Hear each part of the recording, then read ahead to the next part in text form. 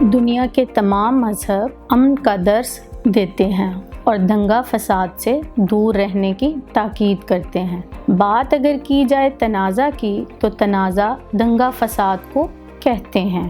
اس معاشرے میں بے سکونی، قوم میں لڑائی جھگڑے کا ماحول بن جاتا ہے، لوگ آپس میں نفرت کرنے لگتے ہیں۔ تنازع ملکوں کے درمیان بھی ہو سکتا ہے، جس سے دونوں ملکوں کے لوگ تکلیف اور نقصان اٹھاتے ہیں۔ امن سے لوگ خوشحال ہوتے ہیں اور دنیا امن پسند قوموں کو احترام کی نگاہ سے دیکھتی ہے۔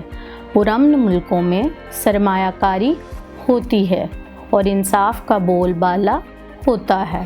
ملک معاشی طور پر ترقی کرتا ہے، اس کے برعکس تنازع سے انتشار اور فساد بڑھتے ہیں۔